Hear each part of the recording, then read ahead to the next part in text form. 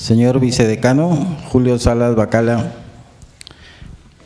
señor Carlos Alberto Cabañaro, director regional de Trabajo, Promoción del Empleo de Lima Metropolitana, autoridades presentes y alumnos presentes. Muy buenos días.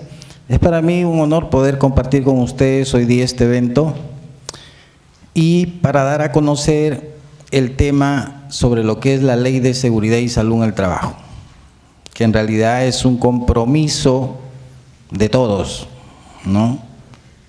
Y vamos a empezar. Primero, el marco normativo. La Ley 29783, promulgada en agosto del 2011, ¿no? A la fecha ya va a cumplir casi cerca de 7 años. Su reglamento, el Decreto Supremo, la 005-2012-TR, que es el reglamento propiamente, y a partir de ahí en lo sucesivo se han ido dando otras normas modificatorias que mejoren propiamente esta norma. Y hoy día vamos a hablar un poquito de ello. No se preocupen, de la presentación va a quedar aquí. Primero, el objetivo de la ley. El objetivo de la ley es promover una cultura de prevención de riesgos laborales. ¿Quiénes deben hacer prevención de riesgos laborales? Recuerden que esta prevención de riesgo laboral se hace en base a los peligros, a los riesgos al cual te ha expuesto un trabajador o una trabajadora. Entonces, debemos contar con un sistema de gestión que nos permita hacer prevención de riesgo laboral. Para ello necesitamos primero conocer cuáles son esos peligros y riesgos a través de un elemento del sistema de gestión que lo conocemos como IPER, ¿no? Que eso lo vamos a describir luego.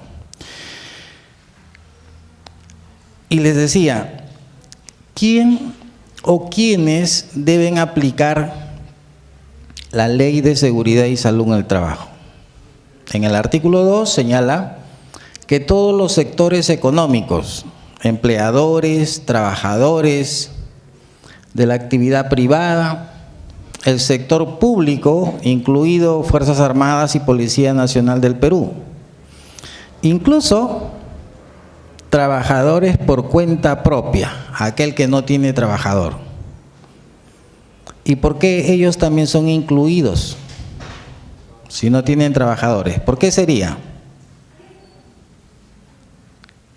¿Porque ellos también están expuestos a peligros y riesgos o no? Claro, por esa razón. Recuerden ustedes que no solamente deben tener en cuenta la Ley 29783, su reglamento y modificatorias, también deben tener en cuenta las normas sectoriales. Esto según la actividad o el rubro que desenvuelve un empleador en su empresa. O puede ser entidad pública también. A la fecha, en la norma señala que los ministerios, las instituciones públicas y organismos públicos, todos se adecúan a la nueva ley y su reglamento. Sin embargo, a la fecha, ya han pasado cerca de 7 años y electricidad y minería son los únicos sectores que se han adecuado. Miren cuántos sectores tenemos pendientes de ello. Entonces, debemos tener en cuenta las normas sectoriales también, que son más específicas a la actividad que se realiza por sector. ¿Qué principios y responsabilidades asume el empleador? Vamos a hablar de sus obligaciones y responsabilidades como lo dice la norma. Primero, debemos implementar un sistema de gestión de seguridad y salud en el trabajo, que luego voy a decir de qué se trata. Para ello, primero debemos cumplir con las normativas en esta materia de seguridad y salud en el trabajo. ¿Y cómo podemos cumplir si no conocemos la norma? ¿No? Por ejemplo, hay empleadores que van al Ministerio de Trabajo a hacer, no quieren consultas, ellos quieren ya un resumen propio de cómo se va a aplicar. Entonces, si nosotros mismos, por nosotros mismos, no nos enteramos de qué se trata, no vamos a saber ni cómo empezar ni cómo concluirla. Eso es a manera de recomendación. A partir de ahí es que nosotros vamos a fomentar la cultura preventiva de riesgos laborales. Es todo un sistema, que eso lo vamos a decir en su momento. Y a partir de ahí es que podemos hacer la mejora continua cuando ya este sistema de gestión esté implementado, ¿no? Y esté en camino. Recuerden que el sistema de gestión no es un tema estático, es dinámico. Coherencia entre lo que planifica y realiza. Es lo primero que debemos tener en cuenta. Debemos conocer nuestra realidad. Si somos una actividad de alto riesgo, de mediano riesgo, etcétera. Número de trabajadores, locales, puestos de trabajo, organización del trabajo. En verdad son muchas cosas que debemos tener en cuenta para considerar un buen sistema de gestión. El compromiso de la seguridad y salud de todos los trabajadores. Esto está como principio en la norma y al mismo tiempo también otro articulado señala que el empleador es responsable. Entonces, pero no solamente propio del empleador. Más adelante vamos a ver que también la responsabilidad es y recae en el trabajador. Participación activa de los trabajadores y de sus organizaciones sindicales si las hubiere. Esto es muy importante. Así tú tengas el mejor modelo del mundo sobre seguridad y salud en el trabajo, el mejor jefe de seguridad y salud en el trabajo, pero no hay participación activa de los trabajadores, no va a haber manera de poderlos sensibilizar, quedar involucrados y que quede empoderado en la misma. Porque hasta ese nivel debemos llegar. Y debemos llegar a todos los niveles de la organización. Hay muchas empresas que de manera errada solamente tienen a un jefe de seguridad y salud, por decir, para 500 trabajadores. Y él solo ve todo. Y eso es un error. Es un error. Eliminar los peligros y riesgos. Eso vamos a hacer gestión, coordinación de riesgos, para el cual va a estar basado en un IPER, que es uno de los elementos del sistema de gestión que vamos a ver más adelante. Entonces, ¿qué señala la norma? En primer lugar, que el empleador es quien hace el liderazgo sobre esta materia de seguridad y salud en el trabajo. Pero también ha contemplado lo siguiente: si él por X razones no puede asumir ese liderazgo, la norma contempló que lo puede delegar. Delega sus funciones y autoridad en esta materia. Entonces debe haber un documento que así lo precise, porque las palabras las lleva el viento, ¿verdad? Con la modificatoria de la norma, ahora también está establecido que lo puede hacer un tercero por locación de servicios. Es decir, va a tu empresa, viene un externo, lo implementa por ti. Pero hay que tener en cuenta lo siguiente, como ya se ha dado en algunos casos. Si tú contratas a un tercero por locación de servicio, jamás puede ser miembro del comité o puede ser supervisor de seguridad y salud en el trabajo en tu empresa. ¿Saben por qué, no? ¿Por qué sería? ¿Alguien lo sabe? No, no es porque sea juez y parte. Porque uno de los requisitos para ser miembro del comité o ser supervisor, ¿qué dice? 18 años cumplidos y estar en planilla, ¿no? Ser de la organización. Él no es de la organización, él viene de afuera. Entonces, eso debemos tenerlo en cuenta. Eso ya ha ocurrido en la práctica, por eso los hago la mención. Hay que definir los requisitos de competencia por actividad y puesto de trabajo. Esto es importantísimo. No solamente veamos la función propia laboral. Hay que asignar funciones en materia de seguridad y salud en el trabajo precisamente de acuerdo a esas funciones que tú vas a realizar. Porque para esas funciones que tú debes cumplir hay actividades que realizar, ¿verdad? Y para esas actividades que vas a realizar hay peligros y riesgos al cual estamos expuestos. Por esa razón, debemos conformar un comité o un supervisor de seguridad y salud en el trabajo. Este es uno de los elementos del sistema de gestión. Toda vez que hay 20 o más trabajadores, corresponderá a un comité, y toda vez que hay menos de 20, un supervisor en seguridad y salud en el trabajo. Hay que entregar copia de reglamento interno de seguridad y salud en el trabajo. ¿A quiénes? A los trabajadores, ¿verdad? ¿Y quién elabora el reglamento? Reglamento interno de seguridad y salud en el trabajo. El empleador o quien haga sus veces. ¿Quién lo aprueba? El comité, ¿no? Ya no es el ministerio, que tampoco lo aprobaba, solamente lo visaba y lo registraba. Eso era antes. Ya no es así. No es parte de un proceso administrativo como lo tenía antes el ministerio, ¿no? Muy bien, pero solamente hay que elaborar, quede aprobado por el comité. ¿Qué más debemos hacer? Hacer la entrega al trabajador con un cargo, pero solamente entregarlo. ¿Ustedes consideran que solo entregándolo ya conocen su reglamento? ¿Qué hay que hacer entonces? Hay que dar información, formación y finalmente, ¿qué hay que hacer? Evaluar. Ahora, cuando hablamos del reglamento interno de seguridad y salud en el trabajo, hay dos capítulos que son muy importantes. Hablan de los estándares de seguridad y salud, los estándares de seguridad en las operaciones y las actividades conexas. Eso es el punto principal que deben conocer. Elabora un mapa de riesgos y un estudio de línea de base también.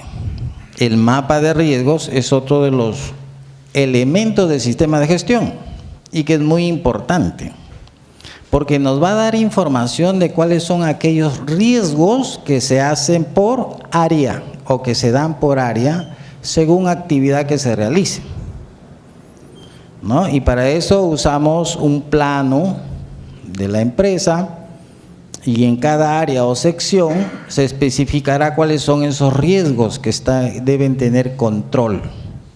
¿Y esos controles de dónde salen?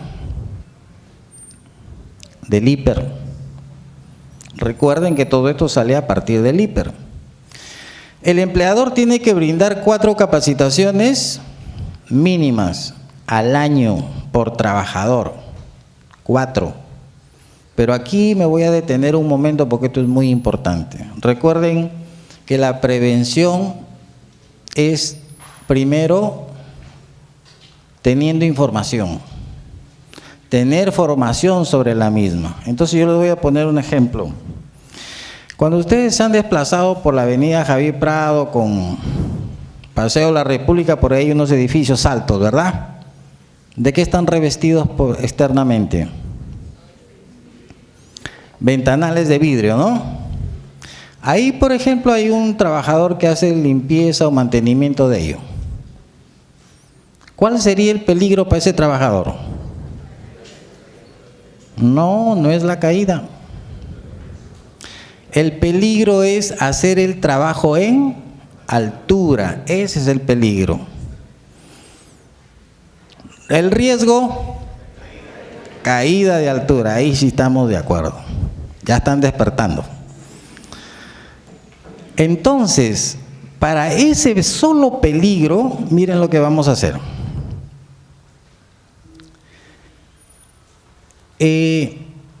La pregunta sería, ¿cuáles serían los temas a capacitar? Trabajos en altura, ¿no?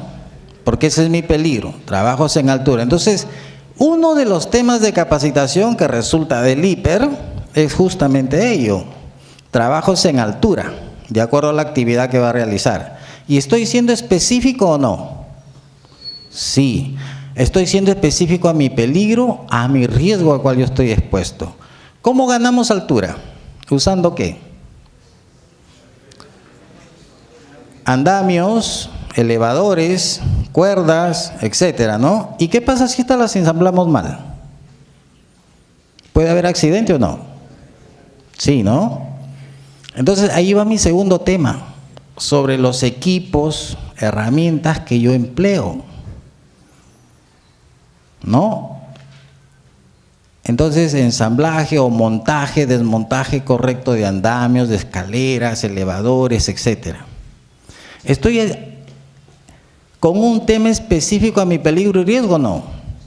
Sí. Tercer tema, díganmelo ustedes. Ustedes han dicho que el riesgo es la caída, y para no caer, ¿qué debo emplear? Arnés, línea de vida, etcétera, ¿no? Entonces, ahí va mi tercer tema. Equipos de protección personal, ¿verdad? ¿Pero será cualquier equipo? Equipos de protección personal para trabajos en altura. Ya tienen 3 temas, falta uno. ¿Qué más hacemos?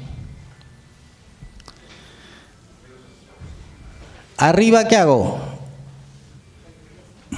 Posturas forzadas, trabajo repetitivo. ¿Quién lo ve eso? Ergonomía. Ahí tengo ya mis 4 temas. Y ojo, esto era solo para un peligro. Entonces, de esa manera es como ustedes tienen que visualizar de dónde resultan los temas de capacitación. ¿Del resultado de dónde? Del IPER. No como en algunos casos, en algunas empresas, hay empresas consultoras que llevan plan A de capacitación, ¿eh? Plan de capacitaciones A, B, C, D. Señor empleador, escoja. Si usted es el empleador, ¿cuál va a escoger? ¿El más barato o el más caro? ¿Y así es como se debería escoger? Ya saben entonces que el tema de capacitación es acorde a los peligros y riesgos al cual yo estoy expuesto. No es cualquier tema. Y en eso radica la importancia, por eso me detuve un poquito aquí. Porque eso está relacionado al objetivo de la ley. Sobre lo que dice es prevención de riesgo laboral. Por lo tanto, a mí me tienen que capacitar en temas que hagan prevención de mis riesgos al cual yo estoy expuesto. Porque si a mí me van a dar temas distintos a mis peligros y riesgos al cual yo estoy expuesto, bueno, pues no estoy cumpliendo con el objetivo de la ley. No tiene gracia.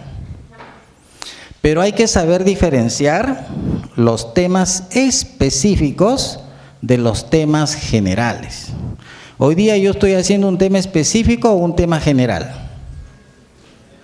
Un tema general.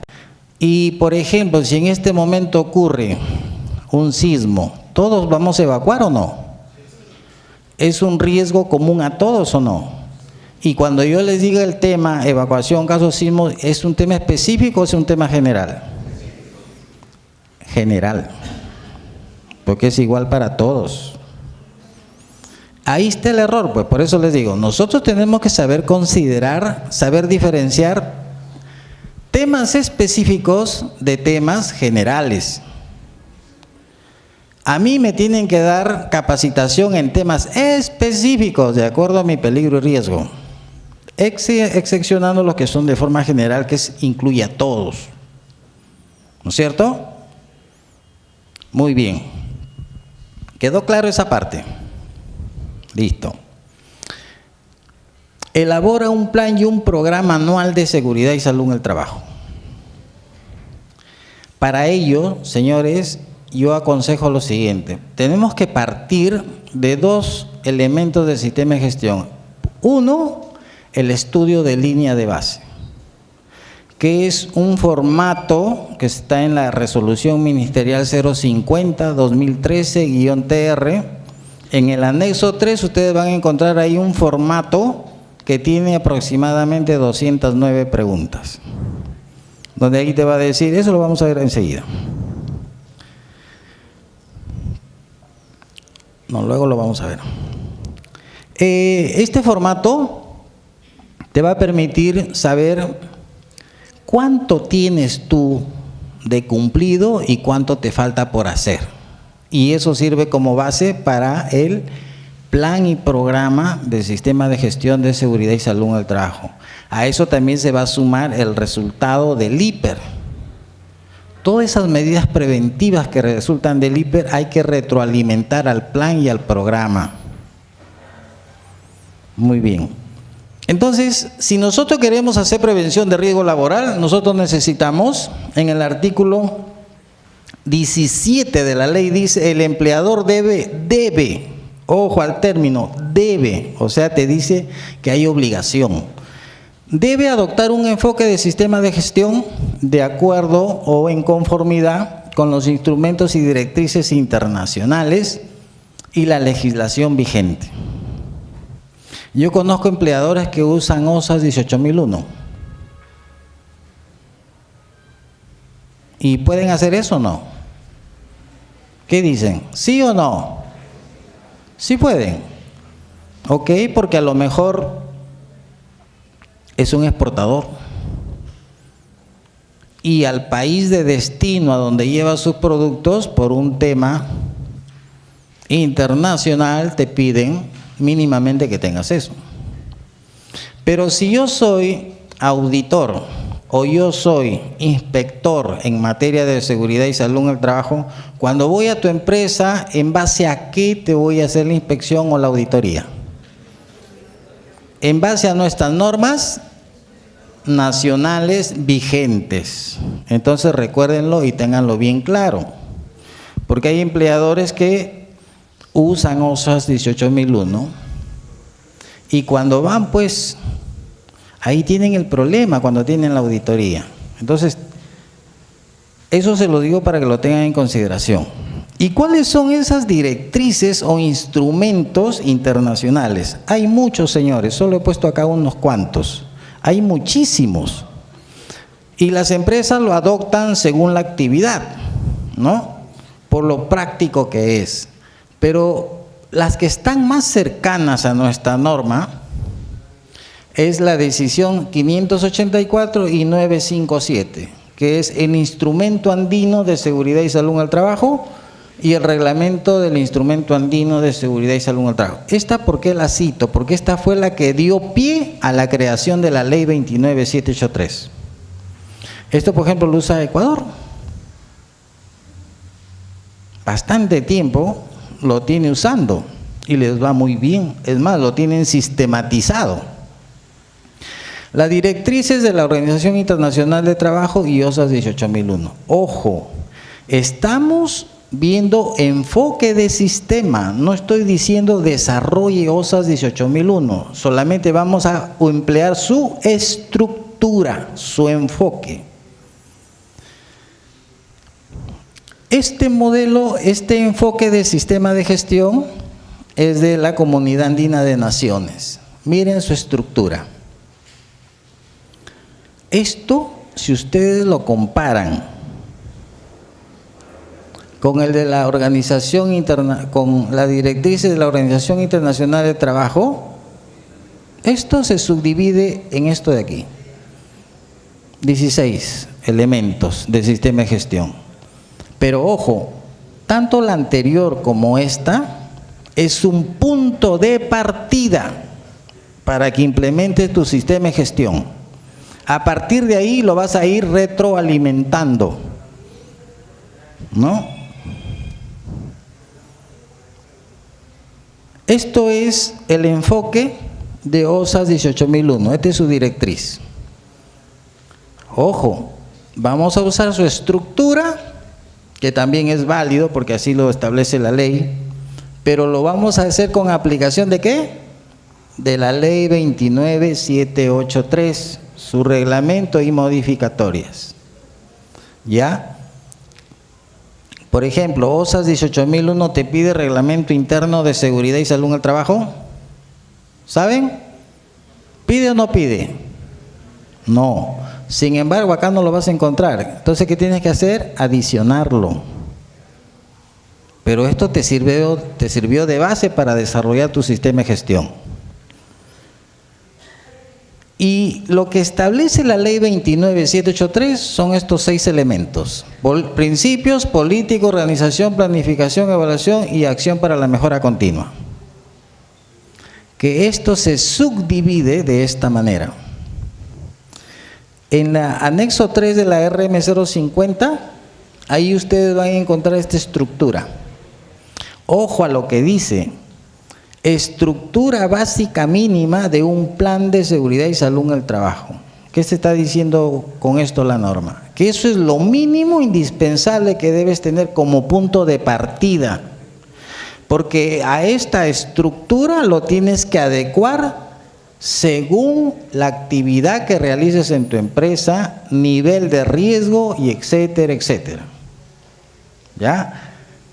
Pero tienes ya una base, un enfoque de cómo iniciar. Eso es lo importante, que ya tienes cómo iniciar tu sistema de gestión. En este mismo anexo, ustedes van a encontrar, aquí estaría el listado de todo lo anterior. Todo esto, señores, ustedes lo van a listar aquí. ¿Quién va a ser responsable? ¿Por qué?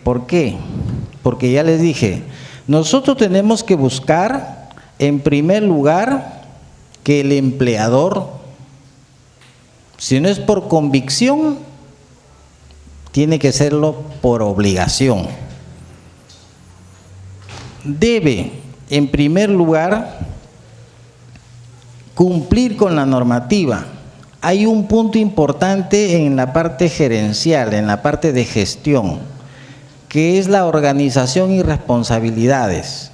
No cometamos el error de que solamente quede en manos de un supervisor o de un comité o de un jefe de seguridad y salud en el trabajo.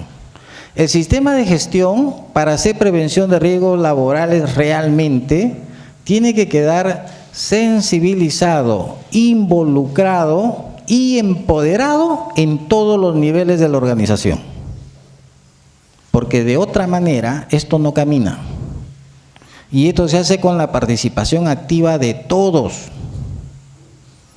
Y aquí es justo donde nosotros vamos a visualizar quién se hace cargo, ¿no? Las áreas respectivas y en qué fecha del año o en qué meses del año vamos a ir implementando. Así de sencillo es este modelo como deberían empezarse. Esta es otra forma, la misma estructura, ¿no? Y ustedes ya lo van a ir ordenando de acuerdo a cómo vayan viniendo las cosas, ¿no? O de manera estratégica, cómo empezarían primero.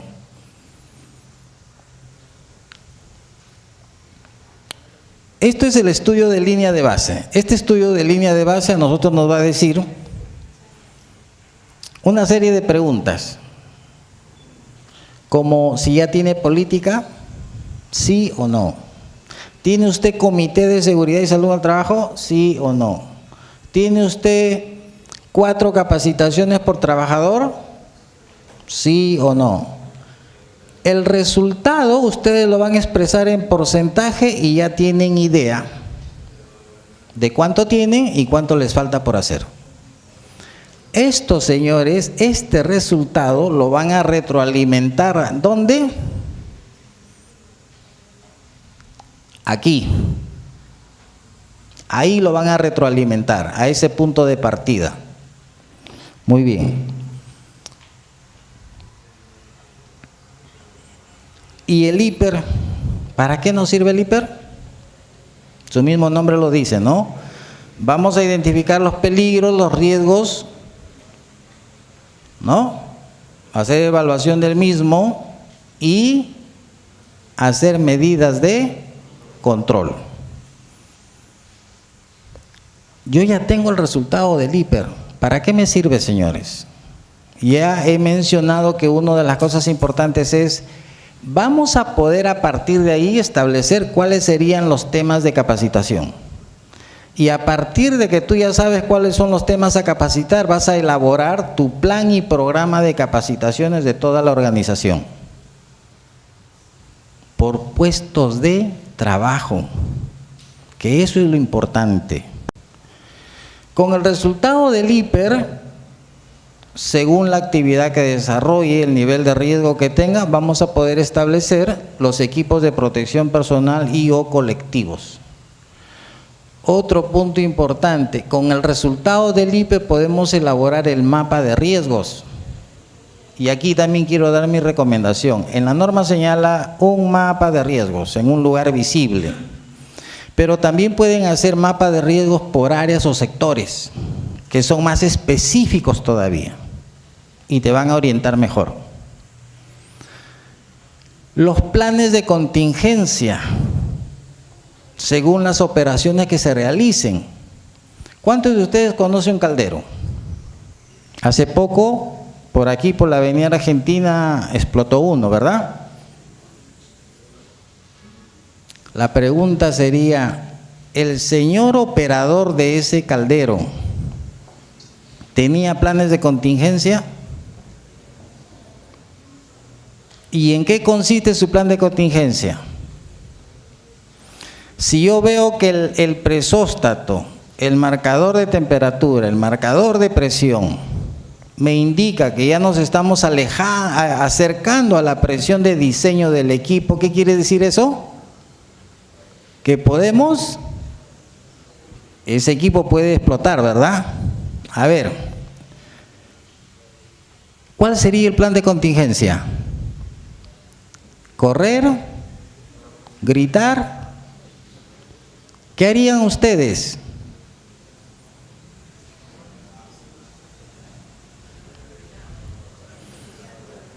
Por ejemplo, el caldero está funcionando y veo que la presión está que se eleva y se eleva. Estamos en riesgo de que esto ya pueda explotar. Para liberar presión, ¿qué debo hacer? La entrada de fuego, de entrada de agua, abrir las válvulas de purga. Y de esa manera estoy liberando presión o no. Eso es lo que faltó allá, pues. A lo mejor sus indicadores de presión y temperatura tampoco estaban calibrados y por eso también él estaba bien seguro que todo estaba ok. Todo eso es parte de lo que nosotros deberíamos conocer. Señores, ¿y eso de dónde sale? Del resultado del IPER. Con esto también ustedes van a poder establecer los procedimientos escritos de trabajo seguro. Los estándares de seguridad y salud que se establecen en el Reglamento Interno de Seguridad y Salud en el Trabajo. Si ustedes visualizan así, ustedes están asegurando prevención de riesgos laborales por puesto de trabajo. Y de esta manera sí estarían cumpliendo con el objetivo que la ley solicita. Tenemos los documentos. Como documentos, ojo, que estos no son los únicos, tenemos una política y objetivos en materia de seguridad y salud en el trabajo que en la norma señala que debe estar publicado en un lugar visible, tanto así como el IPER y el mapa de riesgos, ¿no? El reglamento interno, el mapa, la planificación de la actividad preventiva. Esta palabrita, planificación de la actividad preventiva, ¿de dónde sale? Todo tu plan es un plan preventivo, pero adicional a eso también resulta del IPER o no. Del IPER tú vas a saber si requiere EPPs, del IPER tú vas a saber si requiere plan de contingencia, etcétera. Eso, señores, ustedes este resultado lo tienen que sumar ¿a dónde? Al plan y programa anual del sistema de gestión. Porque ustedes ya tienen una estructura básica, hemos dicho, ¿no? Que eso es tu punto de partida. Entonces, si ustedes actúan de esa manera, les va a ir bien. El programa anual de seguridad y salud en el trabajo, que te indica pues incluso hasta en qué fecha se tiene que quedar por implementado. Pero a eso habrá que hacer un seguimiento también para verificar si lo mismo, ¿no? Y además si ha sido eficaz. Los registros del sistema de gestión son 8 en total. El de accidentes de trabajo, exámenes médicos ocupacionales, monitoreo de los agentes, ya sean físicos, químicos, biológicos, etcétera. El registro de inspecciones internas, ojo, inspecciones internas que la propia empresa tiene que realizar. Sin embargo, si yo no estoy registrado ante el Ministerio de Trabajo y Promoción del Empleo, estoy ¿en dónde? En el régimen general. Por lo tanto, me compete usar 3, 5 o 8. ¿Qué dicen? 8. ¿De acuerdo? Eso que quede claro. Ahora, con la modificatoria de la norma, dice lo siguiente: la micro, pequeña y mediana empresas, ¿no? Y las MIPYMES, dice. Ojo, es esto. Pero las entidades o empresas que no llevan actividades de alto riesgo también llevarán registros simplificados. Pero ¿esto ayudará? Yo de manera particular recomiendo que usen las 8, porque así van a tener un mejor control. ¿Ya?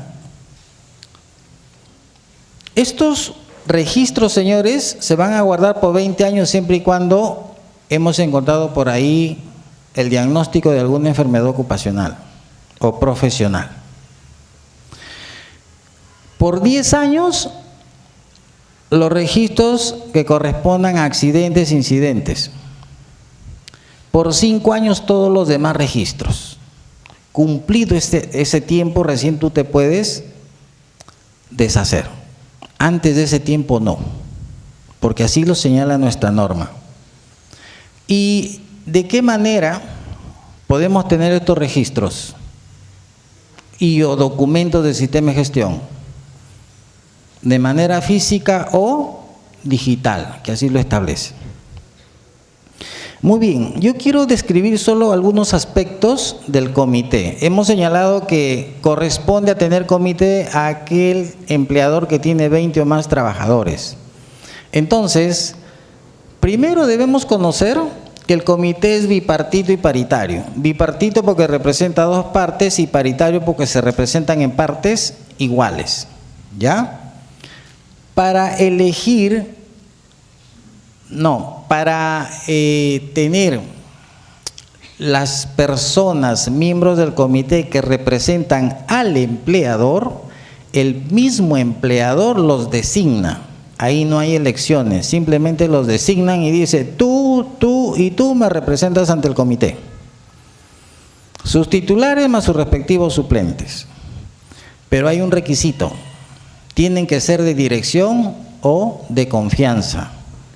De dirección, veamos la estructura orgánica de la empresa o de la entidad. Y aquellos que no aparecen ahí y son de confianza son aquellos que tienen o manejan información del empleador y toman decisiones. Esos son personal de confianza. Ahora, todas las personas que no son de dirección y de confianza corresponden a los trabajadores. Y en ese caso sí, ahí tiene que haber elecciones. Estas elecciones, para poderlas llevar a cabo, en primer lugar, en una entidad o en una empresa privada, debemos fijarnos si cuenta con organización sindical. Si hay organizaciones sindicales, la organización sindical mayoritaria le corresponde hacer la convocatoria, ¿ya? O la organización sindical más representativa. ¿Ya? Porque pueden haber varios sindicatos, la más representativa será aquella que tenga el mayor número de afiliados. ¿Ya? Pero también, al mismo tiempo, debe conformar la Junta Electoral, que se va a hacer cargo del desarrollo del proceso de las elecciones. Entonces, si no hubiere organización sindical mayoritaria más representativa, en este caso sí le compete hacer la convocatoria y la conformación de la Junta Electoral. ¿A quién? Al empleador. ¿De acuerdo? ¿Qué debemos tener en cuenta? El número de miembros que debe tener el comité. Mínimo dice 4, máximo 12.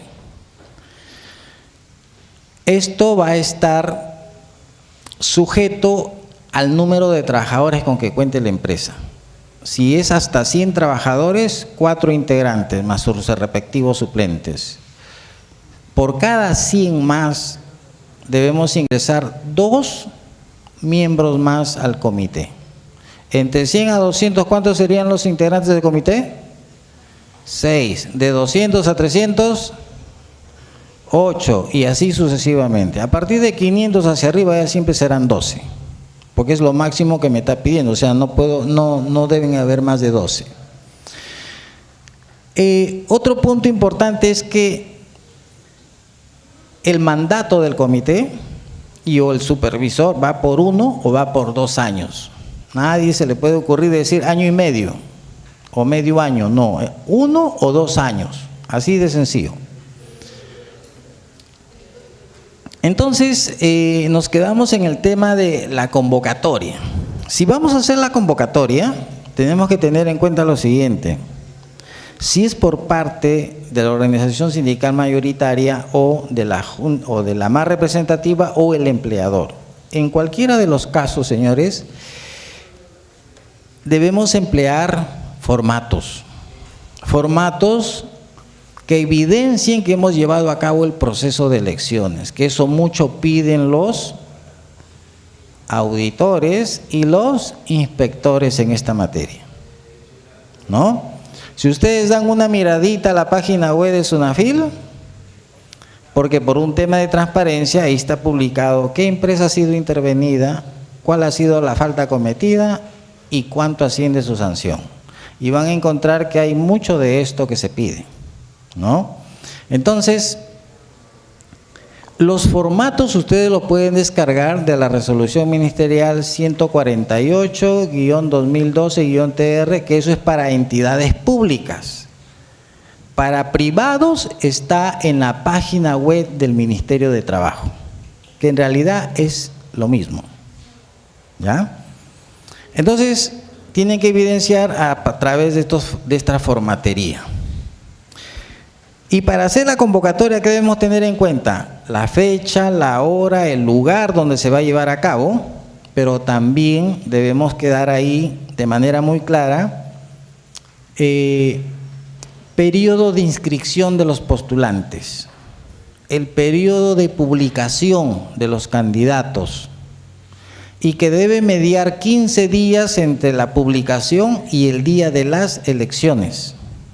Eso deben tenerlo de manera muy precisa.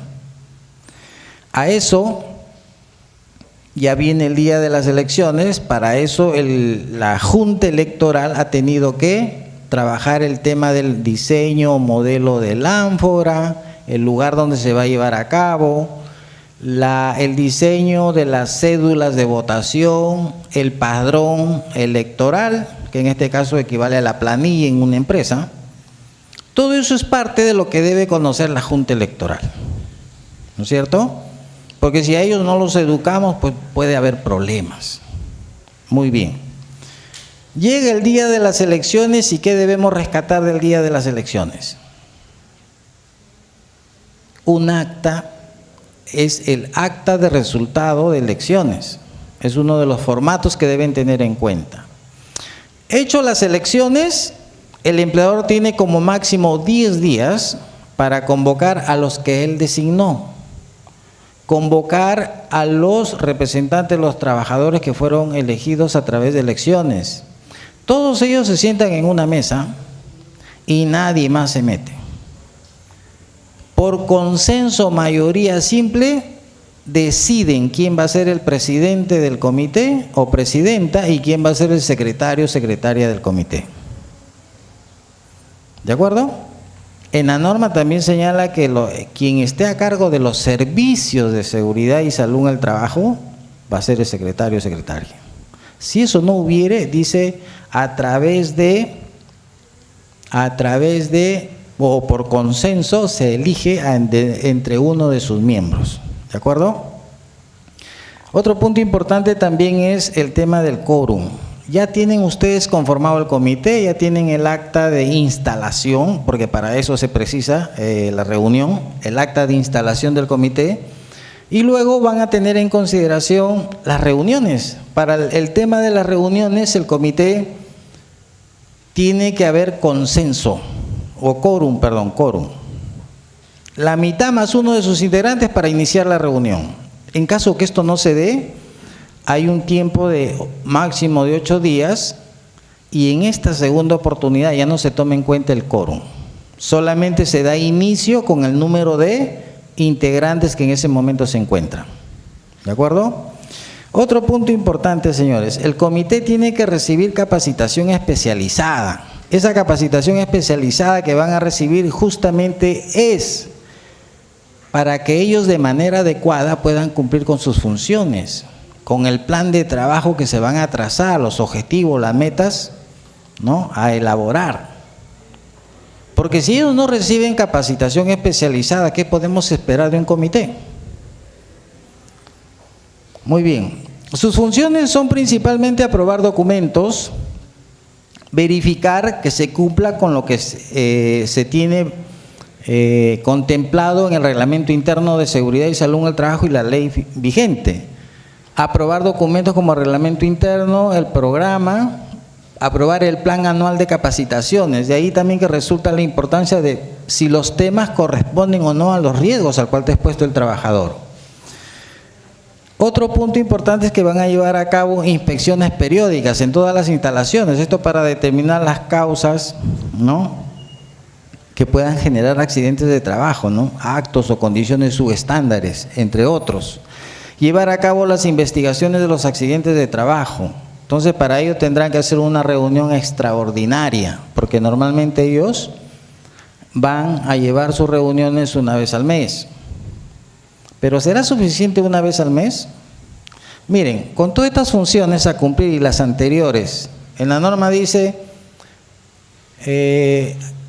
una reunión al mes. Y normalmente, ¿cuántos se reúnen? ¿Cuántas horas? ¿Saben? 2 horas, ¿no? Promedio. Con 2 horas al mes, ¿ustedes consideran que se va a poder cumplir todas estas funciones y las anteriores? Imposible. Para eso la norma ha señalado que el empleador brinda ¿cuánto? 30 días naturales al año para el desempeño de sus funciones. Y ahí también quiero acotar lo siguiente,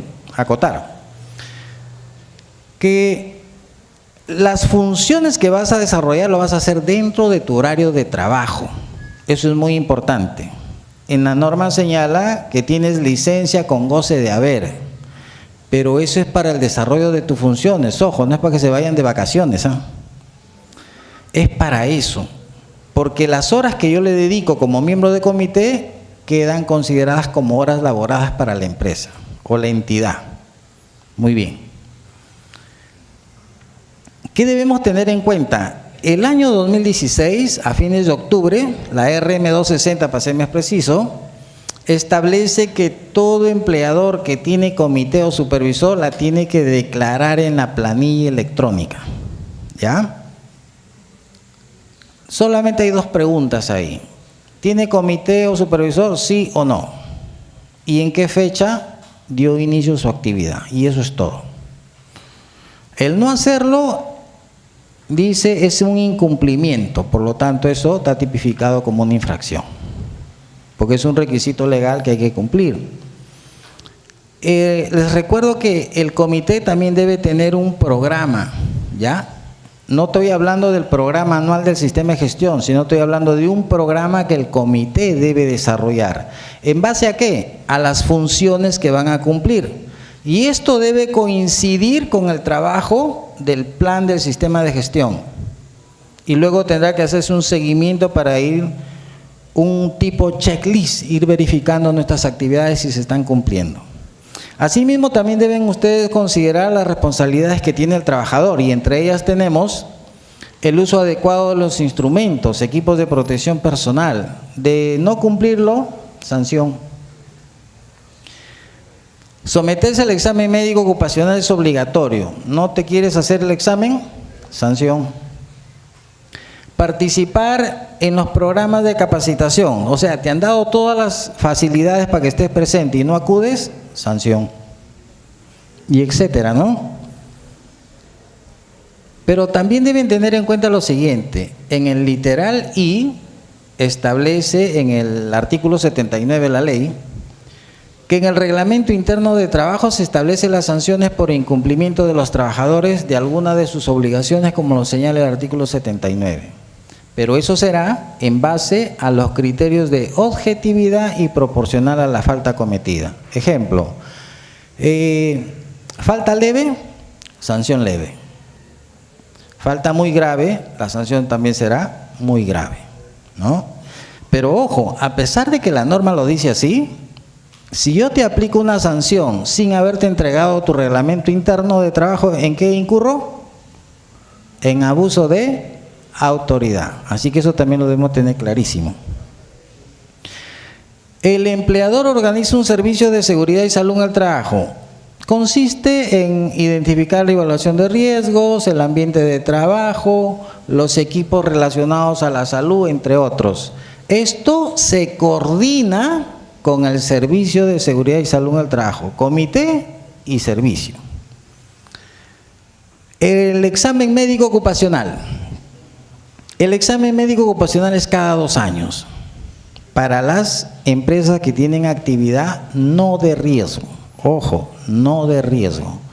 Para el caso de las empresas que son actividad de riesgo, el examen sí no ha cambiado, no es antes, durante y al término del contrato, ¿no? Hay que tener en cuenta, si el trabajador es nuevo, ¿no? Tomar en cuenta la fecha vigente de ingreso. La obligación del empleador de hacer el examen médico ocupacional de salida se genera, dice en la norma, porque esto ha sido la última modificatoria que tenemos, se genera al existir la solicitud por escrito del trabajador. Por decir, dice cada 2 años, ¿no?